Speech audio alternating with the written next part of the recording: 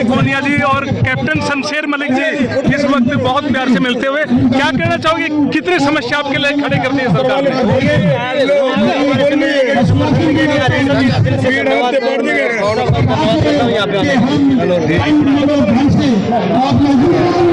Captain साहब, आप आज यहाँ पे पहलवानों को समर्थन दे रहे हैं जो पिछले 8 दिन से यहाँ पे धरना दे रहे हैं, तो किस तरह आप देख रहे हैं कि इनका धरना जो है 8वें दिन में प्रवेश हो गया है, लेकिन इनके समाधान की तरफ कोई अभी एक कदम नहीं गया जी, क्या कहना चाहिए? देखो, एक तो ये भारतीय जनता पार्टी के राज में पिछले 8-9 साल में बहुत बड़े बड़े काले अध्याय हैं, लेकिन ये जो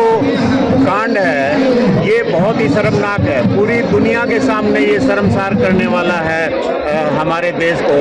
अब आप देखिए, दुनिया का सबसे बड़ा प्रजातंत्र, बीजेपी बोलती है ना विदेशों में डंका बज रहा है, दुनिया का सबसे बड़ा प्रजातंत्र, और उस सबसे बड़े प्रजातंत्र की राजधानी जिसके अंदर जहाँ पर लोकसभा है, जहाँ पे राष्ट्रपति बैठता है, जहाँ पे प्रधानमंत्री बैठता है, जहाँ पे नेशनल ह्यूमन राइट कमीशन है, जहाँ पे राष्ट्रीय महिला आयोग है, जहाँ पे दिल्ली सरकार है, जहाँ पे दुनिया का सबसे बड़ा मीडिया है, जहाँ से सबसे ज्यादा अखबार निकलते हैं, उस देश की राजधानी से, उस प्रजातंत्र के अंदर जो सब इतना बड़ा कांड, इतना बड़ा जो कुश्ती संघ के अध्यक्ष के ऊपर हमारी जो महिलाएं, जो महिला खिलाड़ी हैं, जो अंतर्राष्ट्रीय ख्याति प्राप्त हैं, जिन्होंने एशियाड में, जिन्होंने कॉमनवेल्थ में, जिन्होंने ओलंपिक में पदक जीते हुए हैं, उनके यौन शोषण, वो सिर्फ धींगा मस्ती के साथ ही कुश्ती संघ को नहीं चला रहा है, बल्कि उनका यौन शोषण भी लगातार यौन शोषण भी कर रहा है। और उसके लिए दिल्ली पुलिस के पास इन्होंने 8 दिन पहले जब लिखित में शिकायत दी, दिल्ली पुलिस ने कोई उसके खिलाफ कार्रवाई नहीं करी, और जब कार्रवाई करी तो जब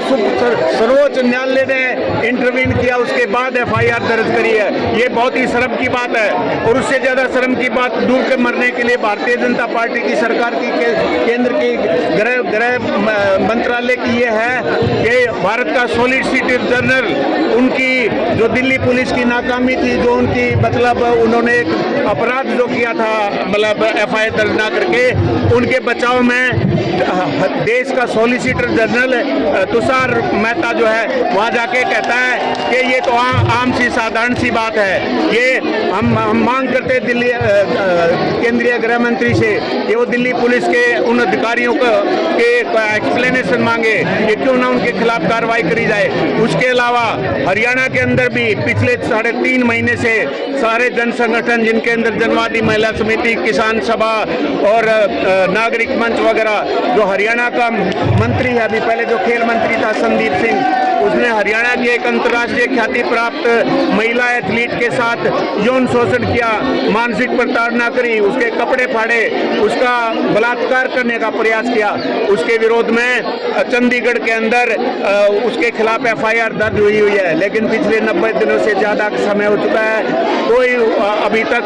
उसका वो नहीं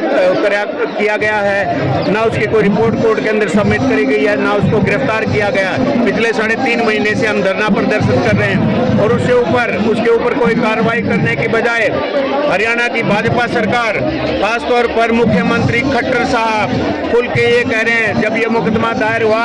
उसके तीसरे दिन जब खट्टर साहब से पूछा कि ये इतना शर्मनाक मामला हुआ है आपकी स्टेट के अंदर, आप क्या कार्रवाई करेंगे, तो खट्टर साहब का जवाब था कि अनर्गल बयान देने से कोई कार्रवाई नहीं करी जाती। अरे खट्टर साहब, आप कौन होते हो बिना इंक्वायरी के इतने बड़े इल्जाम को, इतने बड़े जो यौनाचार का जो कांड हुआ उसको आप अनर्गल बयान कह रहे हो। उसके अलावा खट्टर साहब ने हरियाणा की विधानसभा के अंदर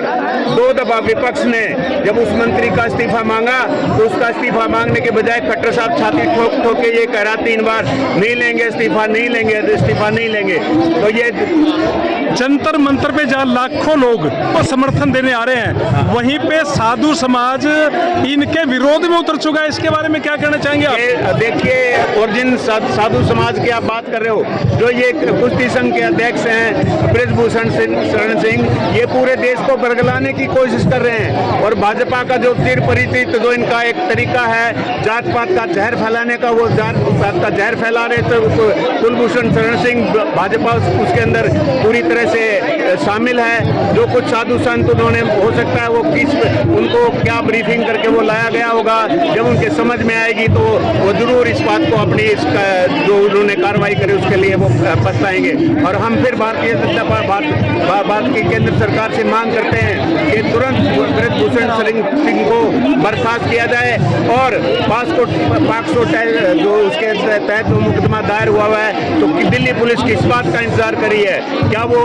एविडेंस को समाप्त करवाने का इंतजार करी है? तुरंत ब्रजभूषण सिंह को क्यों नहीं गिरफ्तार किया जा रहा? जब तक उसको गिरफ्तार नहीं किया जाएगा, उसके खिलाफ कार्रवाई नहीं होगी, यह आंदोलन यूं ही जारी रहेगा। मैं दिखाऊंगा एक बार फिर आपको पहलवानों के समर्थन के अंदर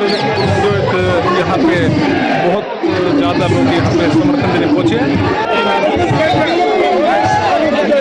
ये इस वक्त हमारे सामने बजरंग पूनिया,